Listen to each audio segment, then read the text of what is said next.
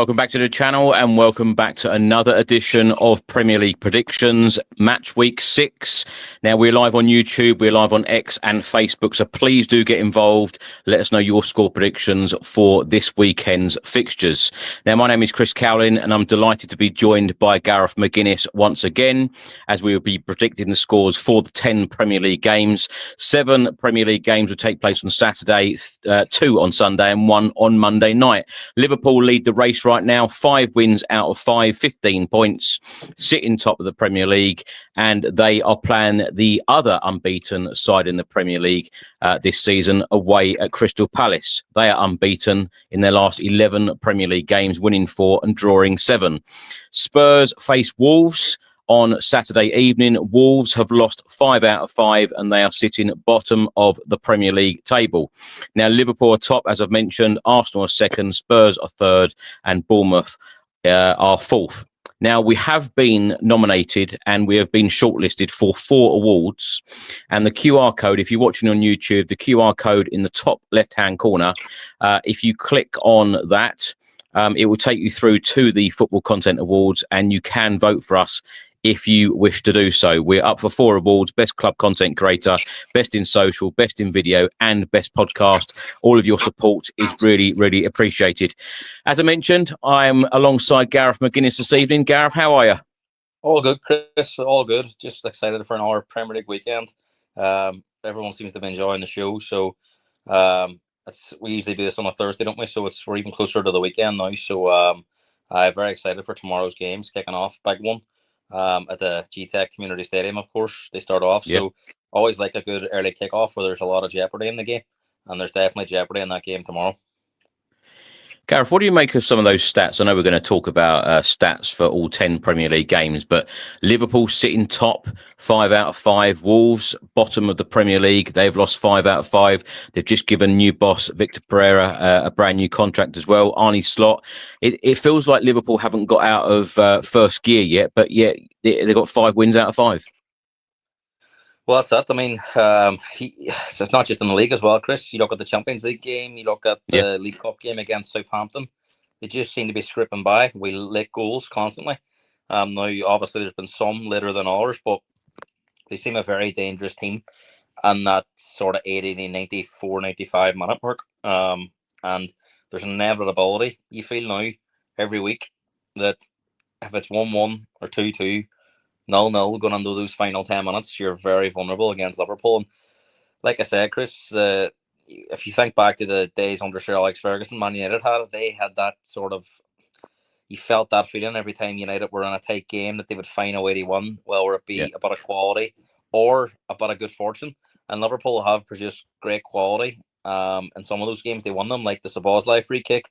Then other times they've had fortunate ones, like the handball against Burnley. So look, they say title-winning teams, you know, they find ways they win, even when they're not at their best. But the concern for Liverpool fans will be, can this continue throughout a season? They're going to have to improve, you feel, or they'll start dropping points. And look, Crystal Palace away is as tough a test as it comes. He says they're unbeaten in 11 games in the Premier League. I think it's unbeaten in 17 in all competitions. So we're talking nearly half a season there. And you know they're going to be well organised, well structured. And I think based on how the season started so far, Ekitike is going to be a huge loss for Liverpool on Saturday. Yeah. What do you make of that second yellow card, celebrating with your shirt off? Well, it was an absolutely very, very dumb thing to do. I mean, I spoke to some Liverpool fans and they were like very annoyed with Ekitike because they were like, it's one, that wasn't like an unbelievable goal, it was a tap-in. And 2, it was against Southampton in the 3rd round of the League Cup. They won the game 2-1. So it just seemed like a very childish, amateur thing to do for a player that's had an unbelievable start to his Liverpool career. I'm sure he will learn from that. But I did appreciate what Arne Slot says. You know, a lot of managers come out and protect players. He hammered them and says it's not acceptable.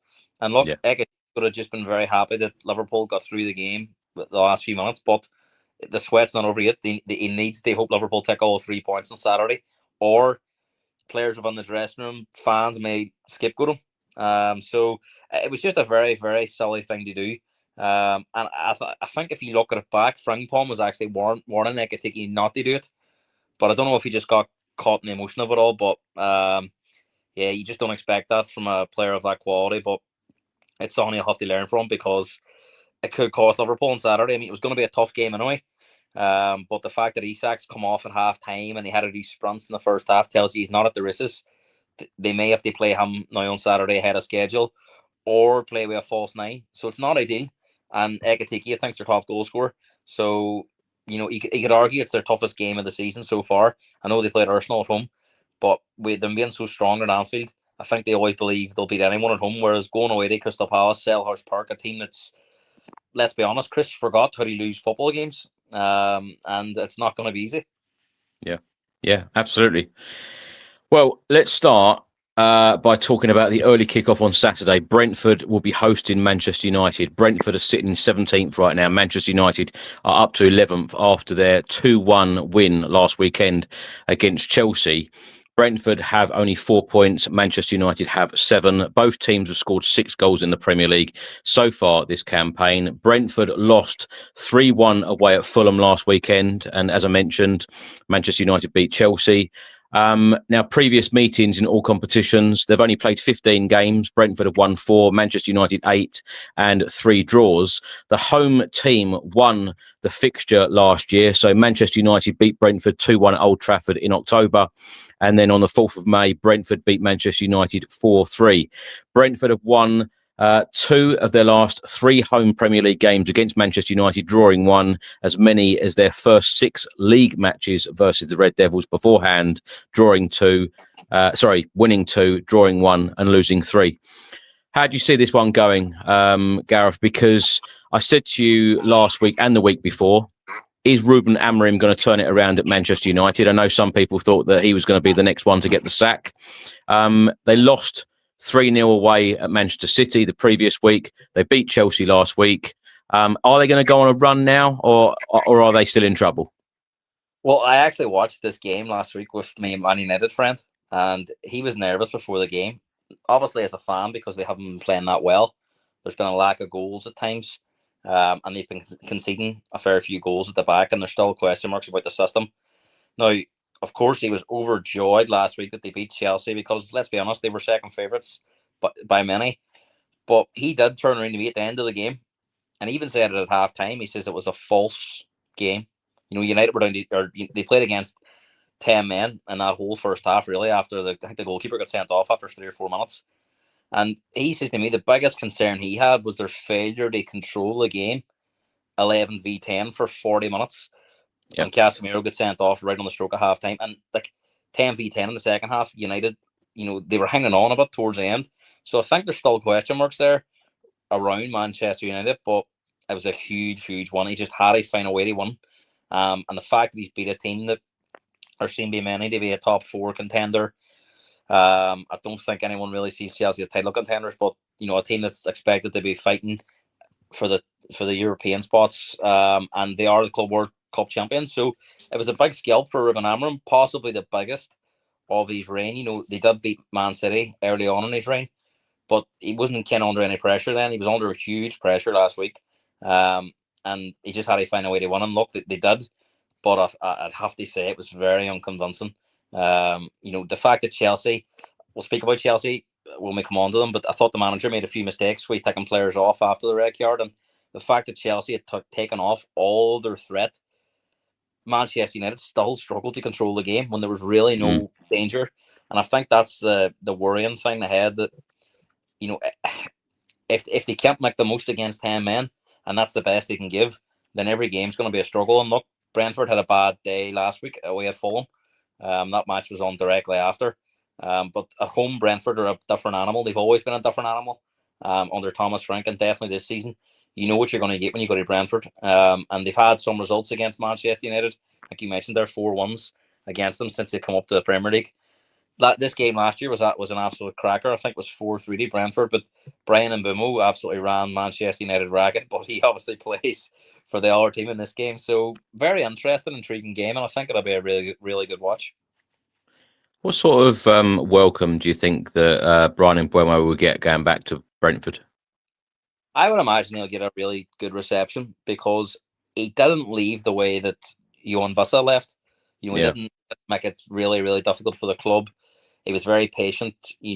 Brentford, let's be honest, done a really good deal for him. But in the end, he's a good player. But I think United's opening offer was around 45 million, and I think they got somewhere near 70 million for him. I think it was 71 million they paid for Mbeumo in the end. So they haggled for another 26 million. So I mean, it was brilliant business by Brentford, and they've done the same with the Johan Vissel. I think Brentford gave everyone an absolute lesson in how to, sell your assets to the highest value and possibly even over their value. But look, I think Brentford have steadied the ship. I know last week was a difficult game, but the one thing that I'll be really intrigued in this game, Chris, and we'll speak about it because a lot of teams are going down this route of the long throws and the set pieces, is Brentford have been causing teams trouble. And if you look at Manchester United's goalkeeper, he doesn't look entirely comfortable coming in them situations. So I'm sure Keith Andrews will be telling his players, get around the goalkeeper at any opportunity. And every time the ball goes out of play, it'll be a long throw into the box or a long corner into the box. And we've seen Baynder struggle against Arsenal, struggle against Fulham, struggle against Burnley. And last week, I think the goal for Chelsea was a header from a set piece as well. So United have had frailties in that area. Gareth, I'm going to go for a 1-1 draw. What are you going to go for? I think I'm going to go against the grain. I know 12 games are usually low-scoring games, but I'm going to go for a 2-2 draw. Not much different to me then. Right, let's move on to the 3 o'clock kickoffs. Chelsea host Brighton at Stamford Bridge. Now, Chelsea midweek beat Lincoln City 2-1 away in the League Cup. That was their first win in 4. They drew 2-2 away at Brentford. They then lost 3-1 away at Bayern Munich in the Champions League. As we've already mentioned, they lost at Old Trafford last weekend. Brighton, however, they won midweek against Barnsley 6-0 away. Great win for them. But of course, last weekend, Brighton were 2-0 up against Spurs. Spurs showed real character and desire to come back into that game and draw 2-2. And Spurs, I know we'll talk about Tottenham in a minute, but, we should have probably gone on to win that game. They will be disappointed, Brighton, by not holding on to that lead or certainly getting more from the game. I know, obviously, it finished 2-2, but I feel like the manager of Brighton, the manager of Tottenham, Thomas Frank, I feel like both managers will think we should have won that. Yeah, I mean, Brighton have always been, under the last few managers, possession-based teams, and I think because now they are rated, I don't think teams look at Brighton anymore like a team, a lower level team. I think they see them as a team that are capable of pushing for Europe. So outside of the top 6 or 7 teams, I think the likes of Brighton and Bournemouth are in that wee bracket of everyone views them as a dangerous opponent. Whether that's the likes of a Burnley going and maybe parking the bus against them, or a team like Spurs or a team like Liverpool, a team like Man City, a team like Arsenal, who view them as a real attacking threat if they lose the ball. So I think he's seen in that game against Spurs that, I don't think they got out of their own half in the first 8 minutes, and they broke on Spurs and they were 1-0 up because they've got that pace. Manta was a real threat for them. He caused us problems on the break a few times. We know how good Matoma is. And they were really direct when they won the ball. Different the Brighton teams of the past where it was more about possession. So I think in terms of that, they're going to be a tough opponent for anyone. Whether that's them in possession against the team they're expected to beat, or a team where maybe they're seen as second favourites but capable of going and winning a game. So I was really impressed with Brighton last week, but I was equally impressed with Spurs as well. I thought it was a really good Premier League game. Full of quality between two teams you'd expect to be fighting for minimum top 6, or maybe in Spurs' case pushing for a top 4, top 5 spot. So they'll have absolutely no worries about going to Chelsea, because I think Chelsea are struggling about, Chris. I know you referenced that they came back to beat Lincoln in the cup, but it was hard work, and in that first half they were not just second best on the scoreline, they were lucky to only go on 1-0 down at half time. Cole Palmer's out for a couple of weeks as well. Yeah, the start against United was horrific. Even though the red card came early, they struggled to get any control before that red card in the first few minutes. And as you said, Cole Palmer being injured, I think there's huge question marks, Chris, about Palmer's influence at Chelsea, because they were struggling away at Brentford. Palmer comes on and changes the game. if you look at the Club World Cup performance against PSG, Cole Palmer was the best player on the pitch. I think Palmer is as important to Chelsea as a Van Dijk or a Salah as to Liverpool. I think he's that important to Chelsea. A bit like when we had Harry Kane or Son. I think now when teams look at Chelsea and without Cole Palmer, teams look at them and think they're very much beatable because he's not just their main creator and their main output source. I think he's a leader as well on the pitch. He goes and demands the ball and he makes things happen. He's very brave and out of possession. So I think he'll be a huge must for Chelsea. I was reading today he's not going to be back until after the international break. So he's going to miss 2 games in the Premier League plus the Champions League game against Benfica, I believe, when Jose Mourinho goes back to Stamford Bridge. So, I mean, Brighton lost this game in the first half last year. I think they conceded 4 goals. So Fabian Herzler will remember the issues they had with the high line and caught playing out of the back. I think you'll see a more reserved Brighton because they will know in that first half last week when they got players behind the ball and Spurs either lost possession or they turned it over. They were really, really dangerous with that front three of Rutter, Matoma and Manta. And if you look at the striker that scored 4 goals the other night, I know it was against Barnsley, but he looks a real quality goal. It was an unbelievable 4 set of goals. So, I mean, the odds might say Chelsea are favourites, but I certainly think Brighton are going to cause an upset here on Saturday. I think the biggest problem at the moment, Gareth, is that a lack of clean sheets for Brighton because they've only kept 1 clean sheet in the last 17 Premier League matches.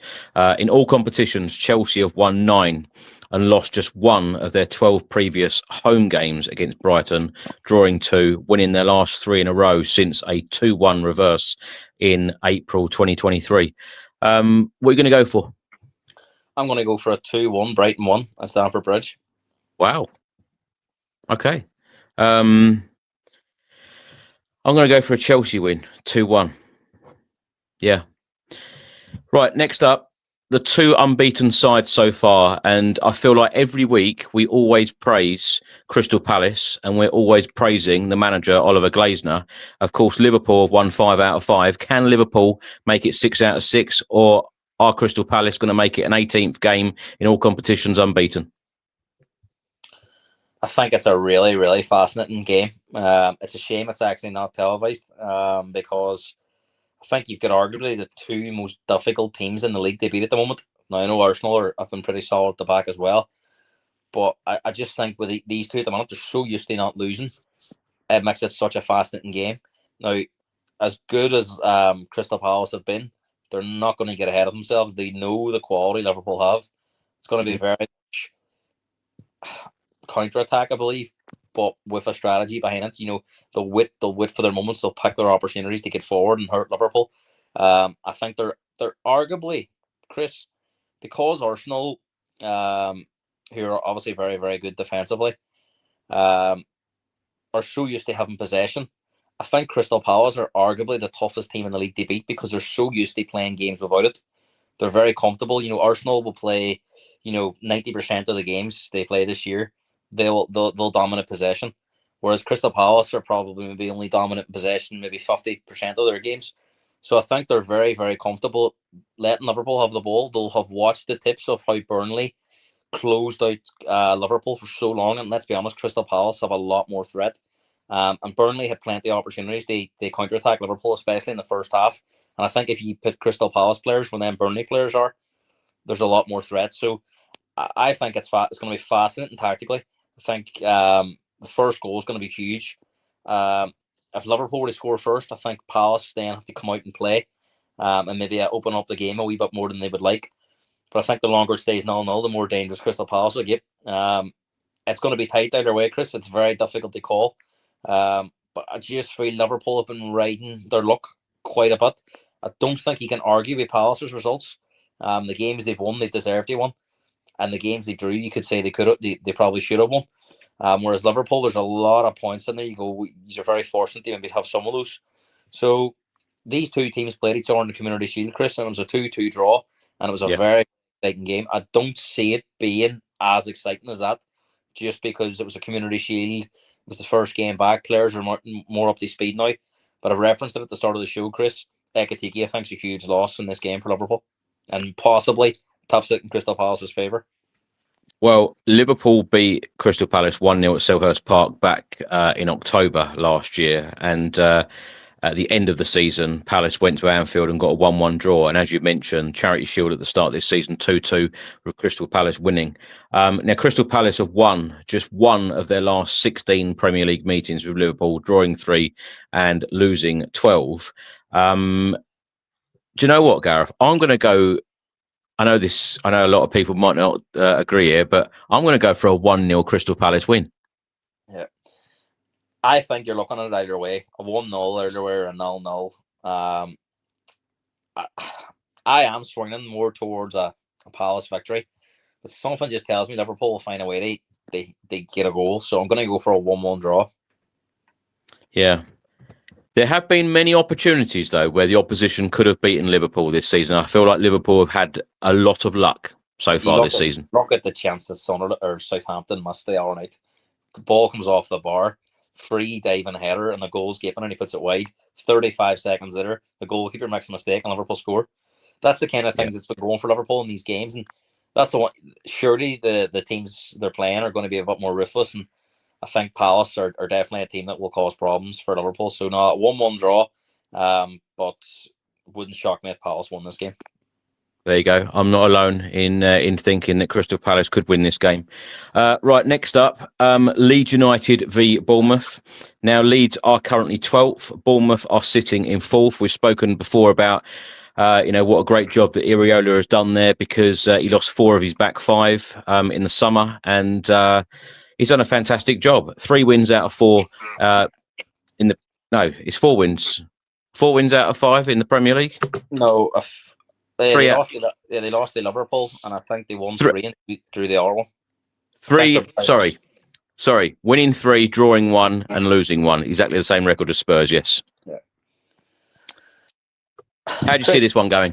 Do you know what, Chris? I think Bournemouth, like you mentioned, put Brighton on the same breath. They're a very exciting team to watch.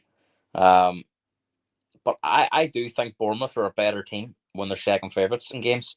I seen a stat today that in games they have more possession in, they've actually got a less win ratio than when they have less possession. So they tend to do well against the likes of teams like Spurs, like Man Utd, like Chelsea, like Arsenal, where maybe the pressure's off a bit.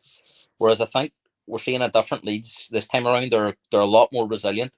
They're not going to be as open and attractive as they were under like Marco Bielsa and Jesse March when he was the Leeds manager. I think we're going to see a more pragmatic Leeds in the first 5 games, tell you that. So it'll be interesting to see how Bournemouth maybe have to try and break Leeds down, because I do think Bournemouth threats, like we've seen at Anfield with Semenyo on that counter-attack, like we've seen them at Spurs. Whenever Spurs, they beat Spurs in transitions at times, and Spurs were wide open, and they probably should have punished Spurs with more goals. These are the type of games that will separate Bournemouth from being a team that plays in European football next year. They're not playing on it. They didn't win enough of these games last year consistently, where they come up against a team that are maybe going to be fighting in relegation, and they would maybe find a way to drop points. So a fascinating game, but a big game for Bournemouth. I think if Bournemouth were to go to Leeds and won by 2 or 3 goals, I think teams that look at Bournemouth, and it might sound silly because it's only Leeds, but I think these are the games that turn you into a top team, being a team that can consistently win games week in, week out. And their start to the season's been fantastic. So very interesting one, but I do think it'll be a tight game, Chris. Leeds United have won all 7 of their home league games against Bournemouth, scoring 18 goals in the process. It's the most that they've faced a side on home soil with a 100% win rate in their league history. Now, I can tell you as well, the last time that these teams met in the Premier League was the 22-23 season, and Leeds beat Bournemouth 4-3 at Ellen Road. And then in the reverse fixture in April 23, Bournemouth then beat Leeds 4-1. I'm actually going to go for I think that Bournemouth's good run is going to continue. I'm going to go for a 2-0 Bournemouth win. Yeah.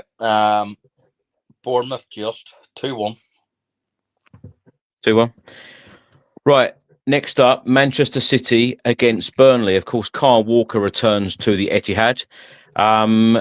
Manchester City are in 9th right now. Burnley are in 16th. What do you think Manchester City can achieve this season? Because I said when we did our first show for this season, I predicted Manchester City to win the Premier League. Can they do it?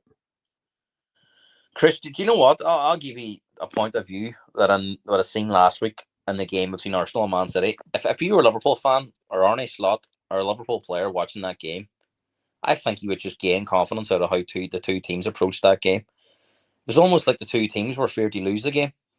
Man City, to be fair, probably put out a more attacking lineup. But I remember watching the game, and there's still about 15, 20 minutes plus injury time to go. And Pep took off Haaland, he took off Doku, he took off Foden, took off all of his attacking players just to try and see out a 1-0 Because, yes, you can sit back, but you can still carry a threat. Man City had absolutely no threat because I think he played a 5-5 formation with all really defensive players. He brought on all of his defensive options and took off all his attacking. So the only way they were ever going to win that game in the end was just to see out the game, but it just invited Arsenal on. And I know we'll speak about Arsenal in a minute, but you look at the team Arteta put out with 3 holding midfielders. I was absolutely mind-boggling watching it. And if I was a Liverpool fan or a player looking at that, I'd be going, these two teams don't believe like they can beat each other. Arsenal didn't believe they were good enough to beat Man City. Man City didn't believe they could see out the game the way it was without making all these defensive changes. So it was a really strange game. And I think it's obviously been talked about in the media a lot this week of how they approached it. Pep Guardiola's lowest possession, I think, ever. It was in the 30s. I think it was around 33, 34%, which is really unlike a Pep Guardiola team. But I just think both managers got it wrong. Mikel Arteta from the start of the game and Pep Guardiola in the second half, which is very strange to see two of the top managers around both get it wrong in the same game. So I think Liverpool would have took an absolutely massive amount of confidence out of that. To answer your question, Chris, no, I don't believe a good Man City team who believed how good they were and a manager who believed how good his team can be doesn't make those changes last week. So I think Pep believes that his team are no better than third or fourth. And Arteta's having this identity crisis, really, isn't he? And we'll speak about Arsenal later on. But I think City will be fine this weekend. But the way they're playing, I know they just dispatched Man United, but Man United had quite a few chances in that game, just couldn't really convert. I'm not saying we're on Man City's level, but I think Man City's rivals are like Spurs, Newcastle, Chelsea, more so than they are Liverpool. What have you made of Burnley in recent weeks? Because they drew 1-1 last week against Nottingham Forest at Turf Moor. And then before that, narrow defeats away at Old Trafford against Manchester United 3-2. And to the league leaders at the moment, Liverpool losing 1-0 at Turf Moor. What have you made of them in recent weeks? Have they got better in your opinion? I've actually been really impressed with Burnley because, Chris, I think the hardest role as a manager is to bridge the gap in quality between yourself and opposition if you're a weak team. I think if you look at Burnley player for player in their squad, they're probably the weakest out of 20 teams. There's nobody really in that Burnley team that's got a lot of Premier League experience. A few of them have actually been in the team before they came up and got absolutely battered under Vincent Kompany. I think Scott Parker has done a brilliant job of making Burnley competitive. Now, they may end up on the wrong end of a beating in the next few weeks. But if you look at, they've went to Old Trafford, they've played Liverpool at home, they've went to Spurs, and they've been really, really competitive. I think we all seen Burnley in the opening game going, this will be comfortable. And the scoreline might suggest it, but it was 1-0 for a very long time, Chris. And Spurs got 2 quick-fire goals to take the game away from Burnley.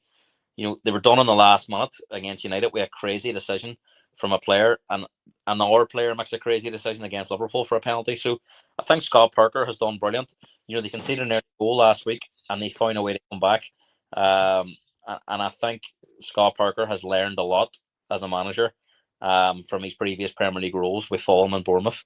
So Burnley have every chance of staying up based on what we've seen in these opening weeks, because they're not going to be flashy. They're not going to give too many opportunities to other teams with a crazy style of play.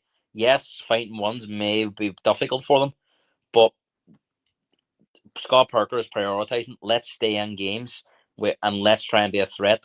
And I think he's done it. I think they're very unfortunate, Chris. If you're looking at it from a manager's point of view, take away 2 crazy decisions, they've got 2 more points on the board. Both of those points being away at Old Trafford and home to Liverpool. So, in years gone by, you would have been fearing for Burnley going to Man City, but I think Man City have definitely weakened from that period of dominance they had, and Burnley are probably as competitive as they've been since Sean Dyche left the club. So I don't expect to see Man City score 5 or 6 here. I think it'll be a very low scoring Man City 1. Well, I feel like this has got a Man City win written all over it because what a stat this is. Burnley are winless in their 19 league visits to City, drawing 6 and losing 13 since a 5-2 win back in March 1963.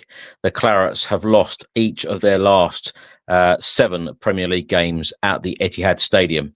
And the last time that these two faced one another was in the 23-24 campaign. City won 3-0 at Turf Moor and they won 3-1 at the Etihad. I'm going to go for a 3-0 Man City win. Yeah, I'm going to go 2-0 Man City. 2-0.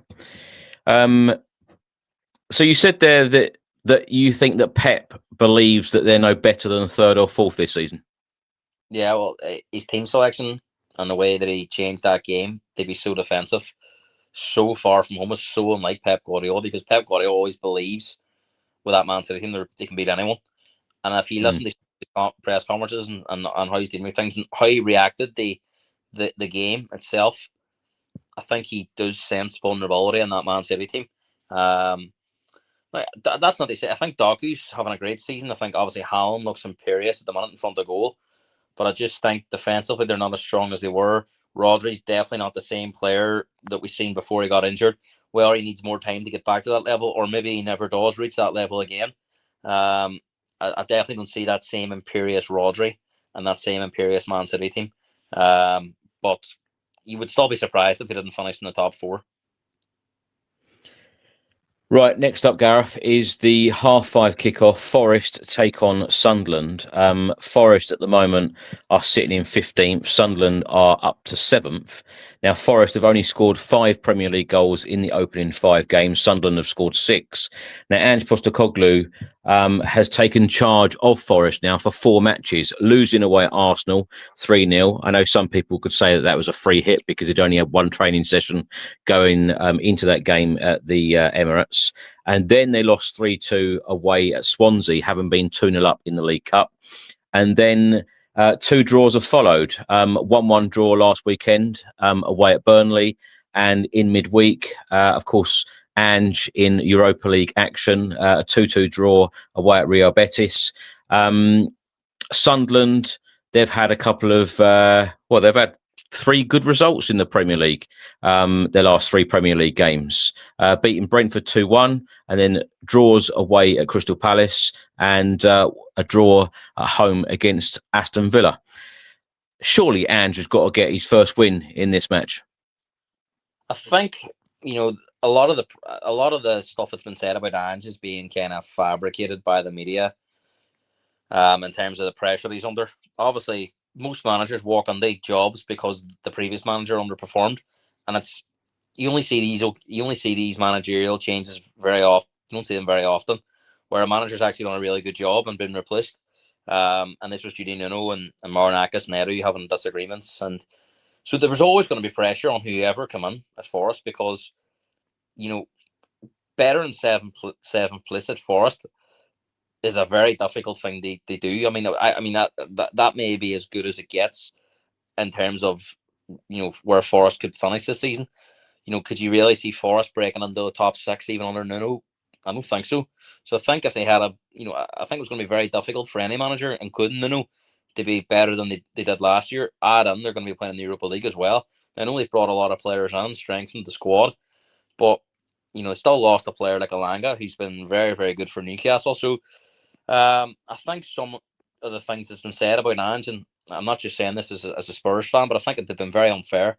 Having said that, this is a huge game because at home against Sunderland, a newly promoted team, if they weren't, they won this, and then it would be 5 games where they won under Ange. That pressure gets greater and greater every week. But Chris, the same frailties seem to be coming back. 1-0 up against 2-0 up against Swansea, beat 3-2. 1-0 up against Burnley, drew 1-1. 2-1 up against Real Betis, drew 2-2. And I mean, if you look at the Betis game, they should have won the game. I mean, the chances they created, they should have won the game. The Swans game, they should have been out of sight. So as that down the Ange, if players are missing opportunities, he has to take his fair share in the game. But you could argue the way he set the team up on those games, they should have been out of sight before they conceded the late goals. So from a purely neutral point of view, I think Forest will be happy. Away from home, first game back in Europe, away at Real Betis, who got to the Conference League final last year. A team that are used to playing in Europe. I think it was a decent result. And the fact that they came away disappointed is probably going to stand them in good stead. But the pressure shifts back to the Premier League now. Sunderland at home, I know you've said they've had a few good results. Most of those results, Chris, have been at home. They've struggled away a wee bit, let's be honest. I know they got a decent draw away at Palace, but they were second best in that game. So Forest, 5:30, under the lights. I think the fans will expect a top performance. But I don't know, Chris. I can see goals in this game. Maybe it's just a dance thing, but I can just see Forest going really at them and Sunderland having opportunities to hurt them as well. So I can see a high-scoring game here. Do you know, have a guess, what season it was that these teams last met in the Premier League? Well, Sunderland have been out of the Premier League, I think, for 8 years. And Nottingham Forest have been out of it for, it must be 22, 23 years. Easy, maybe 20 years. I would say you're chatting early 90s, Chris, when these two teams last met. It was the 1996-1997 season. And the last time that these teams met in league competition was actually in the Championship in the 2017-2018 season. And Sunderland beat Nottingham Forest 1-0 at the City Ground in December 2017. You said there's going to be goals. I completely agree. And I'm going to go for 3-2 Forest, Ange Postecoglou's first win. Oh, I was going to say the same. 3-2. That's what I'm going to go with. 3-2 Forest. Yeah. Well, we know Ange, don't we? That's it. Right. Let's get on to our game. And this is where we'll do most of the talking. Tottenham Hotspur take on Wolves. Now, it's been a really decent season for Spurs so far. Lots of clean sheets. 5 clean sheets out of the 7 competitive games so far in all competitions, in the Premier League, in the Champions League, and of course in the League Cup, beating Doncaster 3-0 midweek. Of course, Thomas Frank made a number of changes again. What have you made of Spurs in this past week, Gareth? I know we've spoken a little bit about that 2-2 draw away at Brighton, but I feel like the manager and the team probably didn't get enough credit last week for coming back and drawing that game 2-2, because yes, it was disappointing to go 2-0 down, but under different managers that we've been under in recent years, we probably wouldn't have come back in that game. And we saw many times that we didn't come back in those sorts of games because the heads drop, we go 2-0 down, and the home team ended up winning so many times. But there was a real desire to come back into that game, and Javi Simmons certainly changed the game when he came off the bench. Yeah, Chris, I mean, we spoke about it before, that prediction show for Matchweek 4 after the international break. We had that week against West Ham, Villarreal and Brighton. And West Ham and Brighton both being away. So we knew it was going to be a really, really challenging week. Thomas Frank's first real test of having to play 3 games in 7 days.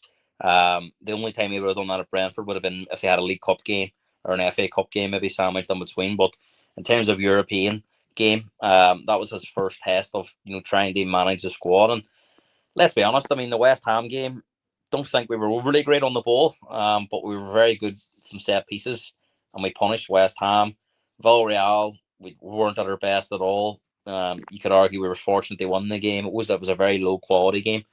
Then you go to Brighton on Saturday, and I thought I completely agree with what Thomas Frank says. I thought on the ball and as an attacking unit, it was our best performance. I thought we caused Brighton a lot of problems. Brighton scored. I mean, on the balance of play, we probably didn't deserve to be 2-0 down, but we made terrible errors. We got caught. Romero got caught on the halfway line when he really should have been playing the player offside. It was tight, but I think Romero just lapsed in concentration there. And the second goal, let's be honest, Chris, Vicario, we know he's had the odd error from crosses, but I can't remember him making too many errors from shot stopping. So it was a rare one for Vicario. I hope it's a one-off, because we know how good he is at saving shots. I just don't know if he took his eye off it. I know the ball moved, but it looked like a pretty standard save. He would have been right behind it in that goal. So that was disappointing. But I thought, again, the reaction was really good. It's quite easy to half an hour run. We've had opportunities. We've dominated the ball. The heads drop, as you say, and we end up losing the game 3 or 4-0. But I thought the goal before half time was really important. And that kind of gave us a platform. And I thought the second half we were even better than we were in the first half. Brighton didn't really have many opportunities to counter-attack. I thought we controlled the game really well. As you say, Xavi Simons come on, played more central, and I thought we seen a better Xavi Simons. And I think, yes, the goal you could say was quite fortunate, but it was coming. You felt it was coming. Yeah. And to be fair to Brighton, when they got back to 2-2, there was a reaction from Brighton. And they tried to push on, and Kudos had a shot over the bar towards the end.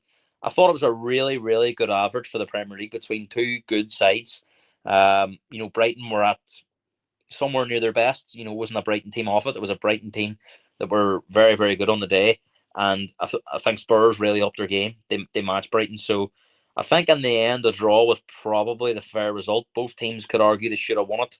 But I think in the end, the draw was probably a fair result. And you'd probably say it was a point gained in the fact we were 2-0 down. But if we don't make those errors, we probably won the game. But I wouldn't dwell too much on the result. I think, there's worse results than getting a draw away at Brighton.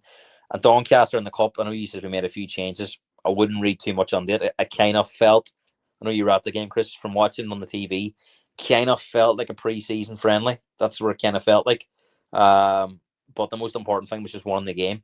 You weren't going to get any credit for putting 7 or 8 goals past Doncaster. And interestingly, the reward for beating Doncaster is a trip away to Newcastle, which is going to be very, very tough. The holders of the League Cup, they're not going to go down without a fight. Eddie Howe takes cup competitions very seriously. Newcastle have been in the final 2 of the last 3 seasons, and at home, they're definitely going to go strong. So I would imagine Thomas Frank approaches that game with a very strong, somewhere near his first 11.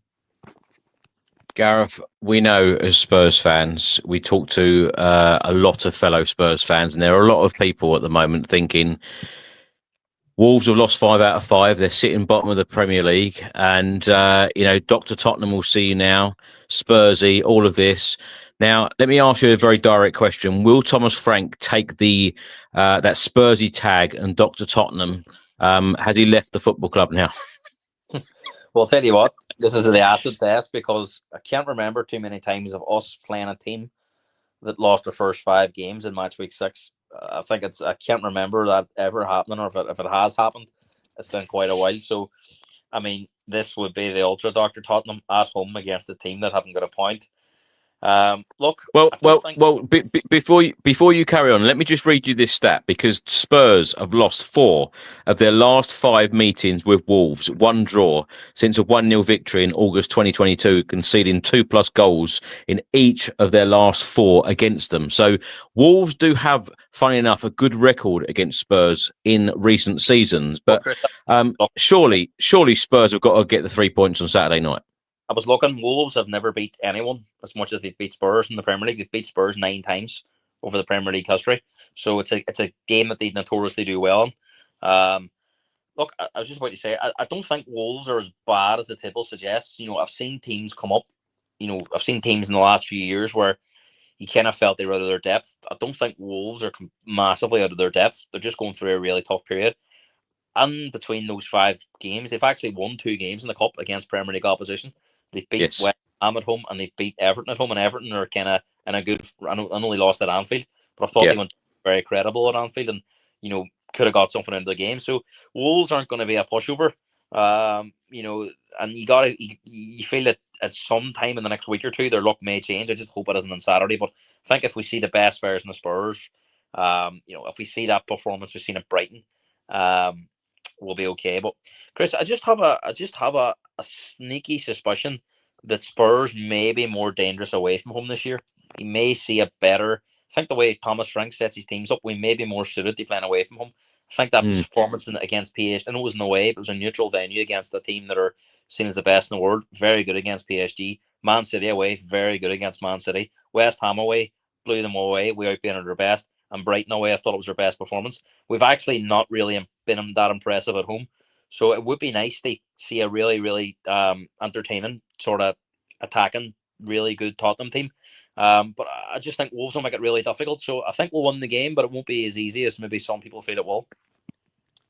Gareth, of course, it is very disappointing with Thomas Frank saying again that Kolo Muani, the dead leg that has dragged on, and Dominic Solanke is still not fit and available for Spurs. But what about this for a stat? Spurs striker Richarlison has scored 6 goals in 12 Premier League games against Wolves. Against no side has he netted more in the competition, also 6 against Leicester. What have you made of Richarlison? Because there was a lot of criticism when we recorded the Spurs Chat podcast. There was a lot of criticism of him not getting in the right positions against Brighton last week. Of course, he was on the score sheet. We've seen him score a couple of great goals against Burnley on the opening weekend. Can he do it on a consistent basis? That is the question, I suppose, a lot of us Spurs fans ask one another, week in, week out. I think he's really harshly treated.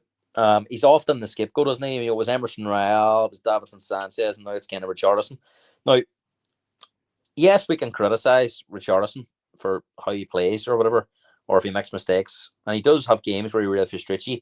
But one thing I'd like to say to any Spurs fans watching, it's not Richarlison's fault that he's Spurs' first choice striker. He was put into that position. Club bought him. He really shouldn't be our first choice striker. You compare Richarlison to the other top 5, top 6 teams, probably all have better strikers than we do. So it's not necessarily Richarlison's fault that he's in the position that he's in.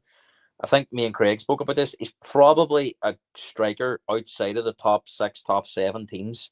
He's probably at that level where if he was at a Brighton or he was at a Bournemouth or he was at it where he was at Everton, those types of teams, I think he'll probably stand out a lot more. I think because he's playing with better players here, he sticks out a bit. But look, I mean, he tries his best, Chris. I mean, I've never seen a Richarlison that downs tools. He gives everything on the pitch. Sometimes that, effort and that hard work isn't enough. It's fans want to see quality, and maybe some of the things that people are looking to see from Richarlison maybe just isn't capable of doing them. So I think he's doing a job at the moment. He has scored the odd goal. It remains to be seen where his future lies. But I think as long as he's working hard, Thomas Frankel will be playing him at the moment because Solanke seems to be, the injury seems to be running on a bit. And as you say, he looks to be out for at least another week or two. So it may be just that we have Richarlison until the next international break, and then Thomas Frank can reevaluate his options, because I don't want to scapegoat another player, but Matisse Tell played against Doncaster, and for me, I'm having Richarlison every day of the week at the moment. Every day of the week. Yeah. Only Liverpool, 7, have scored more second half goals in the Premier League than Tottenham, which is 6 this season. And what about this for a stat, Gareth? While Spurs are the only side in the Premier League this season yet to concede after half time. Yeah. I think we're going to see more of these slow burners, Chris, at home, because I think the likes of Wolves are going to put 11 men behind the ball, and it's going to be difficult to break them down. So that's why I reference, I think away from home, teams maybe a little bit more braver and a wee bit more in the front foot. And I think it'll suit Spurs more, because there's definitely science in the way we've played in those games that I mentioned against PSG, Man City, Brighton, and West Ham. So I do expect Wolves to make it really difficult, but Spurs to get the job done. I'll go for 2-0, Chris. Yeah, I've written down the same 2-0. I just wanted to ask you lastly on this game, which Wolves players would you say to look out for? I think Strand Larsen's always a threat up front. I think he scored the equaliser last year at the Tottenham Hotspur Stadium from it was an acute angle. I'm trying to think who else, because the Wolves have lost quite a lot of players, and Noel Nure and Cunha. That's their problem, Gareth. And my good friend Dave, who's a Wolves fan, I hear him say a lot, certainly this season. It's really weird as well that a manager loses 5 games on the trot in the Premier League. They're normally facing the sack, but the fans are certainly not blaming the manager. The fans' frustration at the moment is all on the board because they've sold so many players. It's difficult for any manager. I think if Fedor Pereira isn't able to turn this around, I think the contract means nothing on them because they'll have to make a change. But I think we spoke about this before, that Gareth O'Neill had the same issue in his second season. Lopetegui left after a short time. I think Wolves are going to be in this cycle constantly until they start backing the manager instead of losing all these players. And players are bringing in at the moment are just aren't at the level. And it seems like every year it's a rebuilding job, and players have to gel, and they often have these poor starts to the season that often results in the manager being sacked. But I think in Pereira's case, they're looking at how well they did in the second half of last year that they believe they've got a top manager. So time will tell if there is loyalty, if these results don't improve. I think you could argue that it's a free swing at Spurs, but they have to pick up points somewhere. So I'm not sure who they have in the final week before the international break. But if they're sitting with 7 straight defeats, Chris, how long do they ride it out with the manager, even though they give him a new contract? Right, so we've both gone for another clean sheet for Tottenham, and we've both gone for a 2-0 win. So let's hope that is the case, and Spurs can keep climbing up that Premier League table. Because it is a very busy week, I might add, because we've got Bodo Glimt away in Norway on Tuesday evening in the Champions League. So let's move on to Sunday's fixtures. Aston Villa face Fulham at Villa Park. Now, Wolves and Aston Villa are the only teams in the Premier League this season so far, Gareth, who are winless. Aston Villa are sitting in the bottom 3 at the moment. They have drawn 3 and they have lost 2. They have 3 points, whilst Fulham are up to 8th. They have played 5, they've won 2, they've drawn 2, and they have lost 1. They have 8 points. Surely Emery has got to start picking up the win soon. And are you surprised by Aston Villa so far this Premier League campaign? Well, I think I says from the first week, Chris, I did expect Villa. They paid off this year with a lack of recruitment. And how last year kind of fizzled out. I think they've had a bit of a hangover, of the game at Old Trafford, where then they let the Champions League slip through their fingers. The battering they got at Wembley against Crystal Palace in the FA Cup. And it's been a very difficult start to the season. Emery's criticised the players in the last week, saying they lack identity. They've become lazy. I just wonder, Chris, is this, I know he's not there as long, but is this going the same way Spurs did under Pochettino, where the manager hasn't been backed? He hasn't been able to invest because of the, slightly different. They aren't able to invest with the rules. They're on the threshold of breaking them. He's been asked to go again with the same players. And are they starting to get tired of Emery's voice? Do they need a change? I think all those things are coming to fruition now, and I think Emery needs to start winning quickly. He does have credit in the bank for how well he's done there in the 2.5 years he was there, but it does kind of give you the Pochettino feel of, as this starting to run its course. I'm not saying Villa should do what Spurs did, because it didn't really work out for Spurs in the end. They should give Emery as much time to turn this around as they feel. But I think when a manager starts questioning the play, it's not just questioning their quality, Chris. He's questioning their attitude, their work rate, their hunger, how he expects them to play. He's questioning their identity. I think that's big things they say. Now, I know they got off the mark in Europe. We had 1-0 win over Bologna, but it wasn't overly convincing. They were hanging on a bit towards the end of the game. So it's a big game against a team that you have to say, Chris, are banging form in Fulham. I've been very impressed with how they started the season. And I think the players they brought in the transfer window, who we've only really seen in this sort of since Matchweek 4, have made a difference. They had a good one as well in the Cup. They're into the next round. So I think for Fulham, they're hitting Villa at a good time. Villa possibly hitting Fulham at the wrong time. But I watched their game against Brentford last week. 1-0 down, didn't panic, won the game 3-1 convincingly, had a goal chalked off as well, could have made it 4-1. So it was a convincing one. And I think Villa have it all in their hands here against this Fulham side on Sunday. Gareth, we're going to go for, I think that Villa are going to get off the mark with their first win of the Premier League campaign. I'm going to go for a 2-1. Do you know what? I was really, really disappointed with Villa last week that they played against 10 men and couldn't control the game against Sunderland. And I think Fulham are a much better team, even though Villa are at home. I think it's going to draw written all over it. I'll go for a 1-1 draw.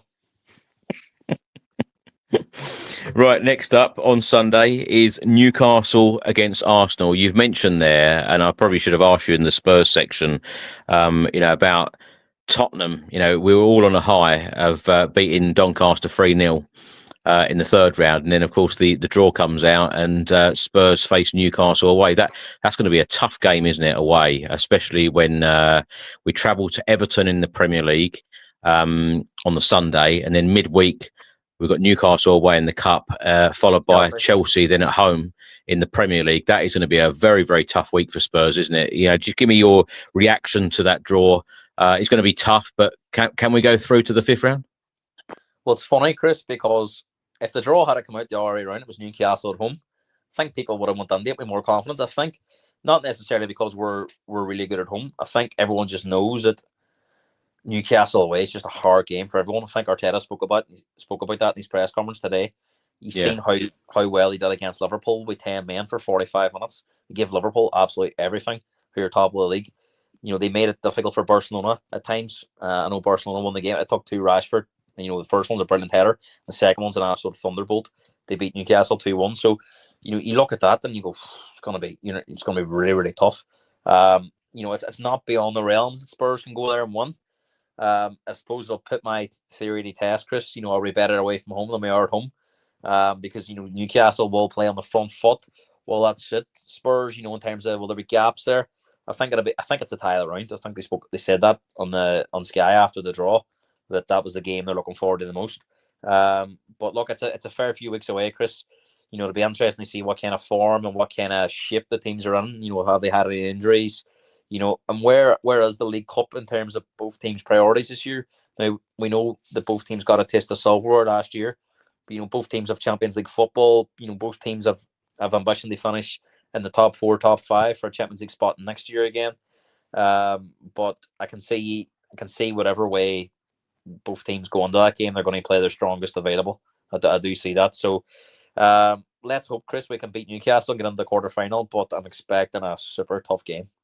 Yeah. Well, let's go back to talking about this one, Newcastle against Arsenal. Newcastle have only scored 3 Premier League goals so far in their 5 games. Arsenal have scored 10. Newcastle have 6 points at the moment in the table. They're sitting in 13th. Arsenal are sitting in 2nd. They have 10 points. I know you've spoken a little bit about the 1-1 draw against City at the Emirates last week. Do you think that anything feels different this time with Arsenal? And dare I say it, do you think that they will go on to win the Premier League title? When you look at the form that Liverpool are in, and as we've said, and I think a lot of people have said it, regardless of whatever team you support, there is a lot more to come from Liverpool. How on earth can a team like Arsenal keep up when Liverpool, are winning and not even got out of first gear yet? Yeah, when I referenced that game earlier on, Chris, and I spoke about Liverpool would take confidence out of that Arsenal and Man City game because they're viewed as their 2 closest rivals, more so Arsenal. But if everyone's expecting Man City to be at least 3rd spot, so that was the R game. That was the R2 teams playing against each other, and I think if you look at it at the moment, Chris, the difference between Liverpool and Arsenal is the mentality. Liverpool believe in any game they go into, they can win. Well, that's away at Old Trafford, away to Man City, away at Arsenal. They'll not change. Their formation. They'll not change the starting 11 they're playing. They'll go with what they believe is their best team. They'll believe they can win. And I think Arteta at the minute and Arsenal, they're going through that identity crisis of, what are they? Are they a team that wants to play on the front foot? Are they a team that wants to sit back and, break? Are they a team that's going to be, rely on set pieces? And it's different from week to week. It's almost like Arteta is playing the opponent and not playing with the players that he's got. Because I did say this at the time, and I says the player that'll suffer the most the person that'll suffer the most out of the Eze deal between Spurs and Arsenal will be Eze himself, because I think when Odegaard's fit, he'll play in that role. So Eze will have to play out the left. Even when Odegaard's injured, he still doesn't want to play Eze in his preferred position. He wants to play him out the left, or he's left him on the bench for their 2 biggest games, away at Anfield and home to Man City. So already you're starting to see this, did Arteta really want Eze? Or did Arsenal just sign him because he was available and, he's an Arsenal boy, he was good on the metrics? I'd be fascinated to know how much interest Arteta had in Eze, because the two biggest games of their season, he's left them out. And Odegaard's their most creative player. He's injured, and he's still not playing him in the 10. So I think Arteta's got a lot of things going through his head, and I wouldn't say he's an experienced manager because he's been in the Premier League now long enough, but he seems to be really conservative on these games. And if you think back to last season, Chris, Arsenal beat Man City 5-1 at the Emirates. Arsenal were supposed to have strengthened by Eze and Gyökeres, but they went very conservative with that midfield three of Zubamendi, Rice, and Marino. He did the same at Anfield, and it'll be interesting to see if he does the same at Newcastle away, because that's probably, other than Anfield, that's the more intimidating place to go in terms of the atmosphere. And I think Arsenal have lost their last 3 games in St James's Park without scoring a goal. So I've been obviously watching bits and pieces of what people's been saying, and one, I know you know him pretty well, Lee Judges, is if he sees that midfield three before he goes into the stadium at Newcastle, he's walking out, because he knows what he's in for. We're going to soak it up. We're going to be very hard to beat. And Arteta seems to be very, very, obsessed with this control. And yes, they had a lot of possession against Man City, but didn't have a shot on target in the first half.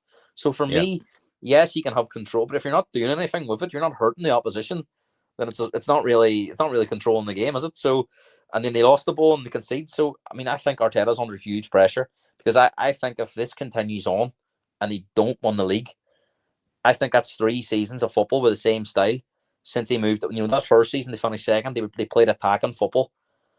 The last 2 seasons they've been defensive. They've been, heavily reliant on set pieces. But now he's got what he says he didn't have, which was a striker. He's also strengthened with Matchweek and Eze in case there's any injuries. Saka, we've seen Saka get injured, but he still seems to go back to that defensive midfield three in these games, and you can almost forgive it, Chris, away from home, but at home against the Man City team that have just lost the Spurs and Brighton, Arsenal should be going out in the front foot there and saying, look, we're going to win this league this year. We're going to show you that you're yesterday's men, and we're the upcoming team here. We're now a better. And I think everyone, even Spurs fans, Chris, would say Arsenal went into that game last week as favourites, but they played in that first half like they were second favourites. And I think that's a massive, massive concern for the mentality of the team and the mentality of the coach. And let's be honest, the coach sets the mentality of the players. He's telling his players, I don't think we're good enough to win this game playing expansive football. So we're going to shut up shop, make it difficult for Man City. And it backfired in the end, because he brought on Eze and Martinelli, who he left out because he wanted to be more conservative. And they are the two that involved in the goal. And Pep Guardiola, who started the game with more expansive players, lost the game being more defensive. So I thought it was a really, really strange game that we've seen both managers make those mistakes.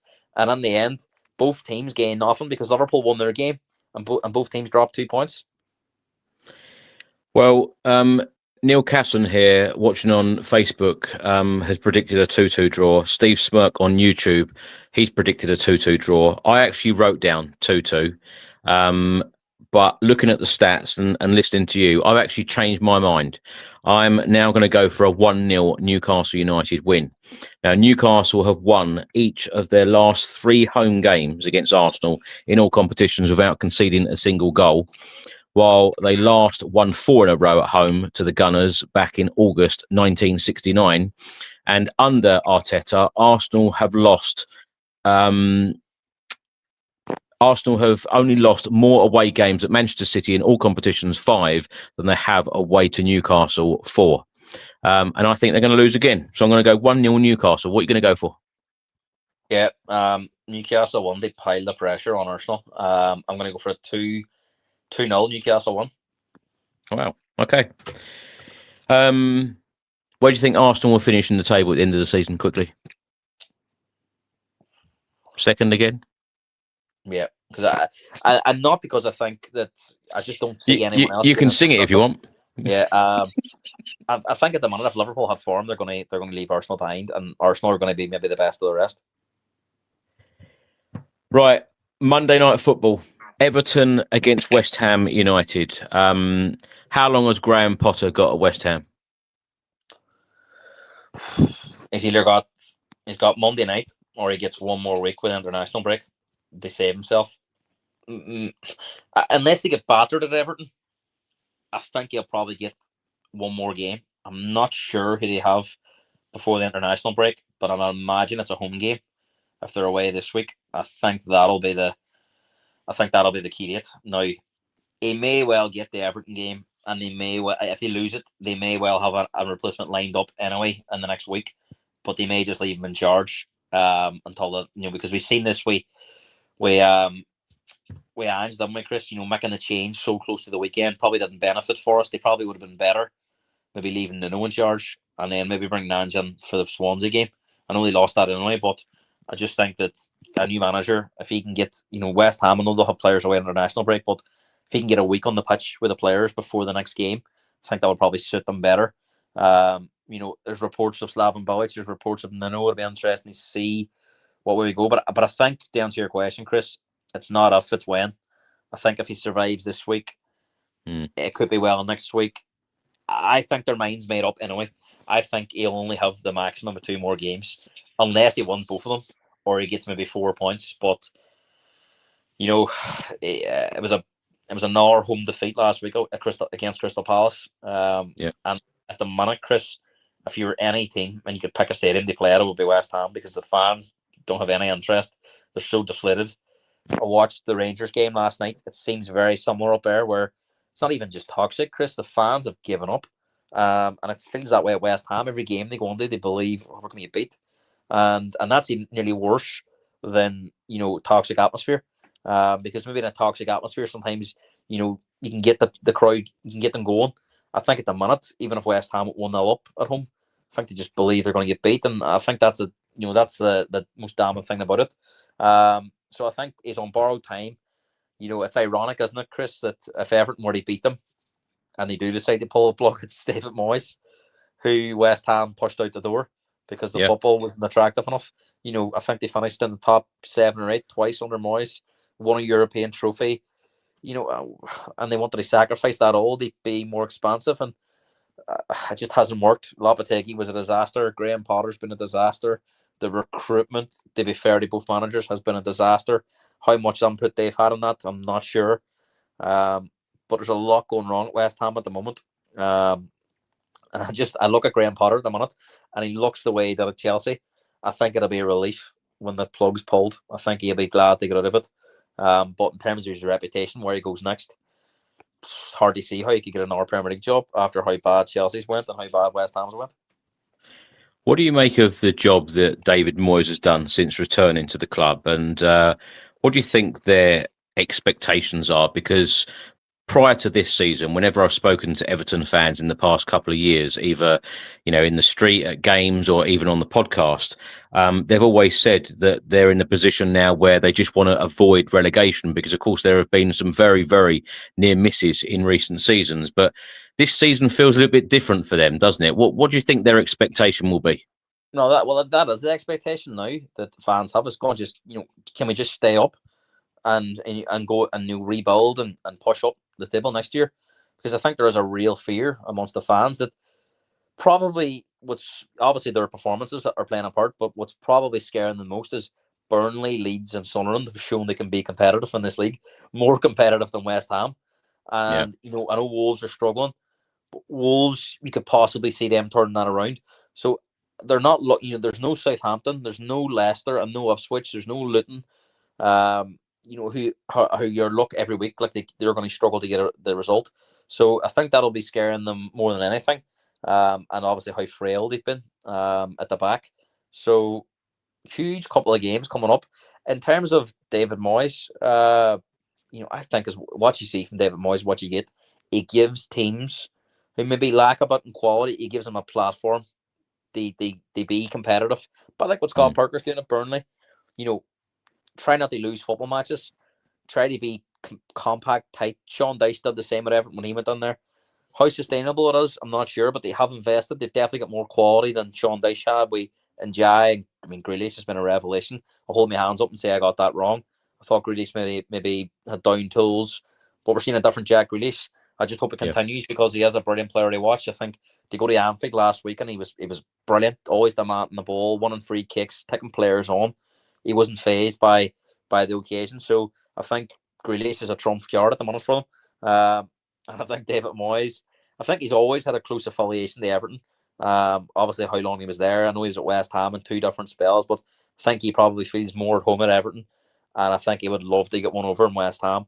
So I don't see it getting any better for West Ham and Graham Potter this weekend. I think under the Monday night lights, Everton will be really up for this, and I only see it going one way, and that's a comfortable Everton 1, 2-0. 2-0. Yeah, I'm going to go 2-0 as well. Now, I know I ask you this every week, so this week is going to be no different. Who's going to win the Premier League? Who's going to be relegated? I have to say at the minute, just because I can't see anyone else contending with them, not because they're overly great from what we've seen, but probably because of the level we know we can get to. Liverpool at the minute look to be on their own. Yep. But it wouldn't surprise me, Chris, if there was a surprise package that came through. Because if Liverpool were to drop points over the next couple of weeks, I think that I know Newcastle haven't maybe had the results that they're. I think Newcastle looked good. I think Spurs can definitely show they can be competitive. I think Newcastle, who's the surprise package? Who can it be? I think Newcastle or Spurs possibly. I don't think to win the league. No, maybe they push into that second spot. Maybe if Liverpool come off it, maybe they can get close. I think they need snookers. I think Liverpool maintain this form, they're going to run away with it.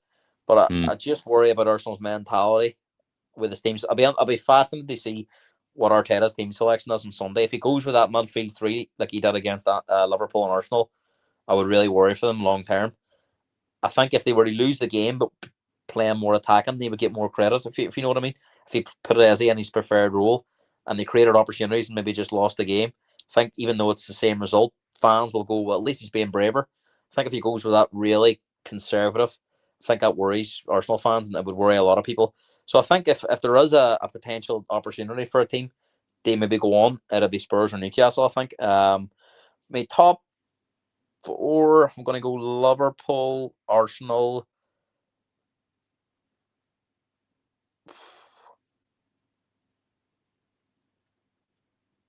Man City, just because of Haaland, Spurs, Newcastle. But I don't think at the minute there'll be a lot between the likes of Man City, Spurs, Newcastle, based on what I've seen, and possibly Arsenal. And then relegation, I mean, it's difficult at the minute because none of the promoted 3 are showing they're incapable of competing. Yeah. But I just think Burnley it's a long season. A long season playing like that will find it really difficult. Yeah.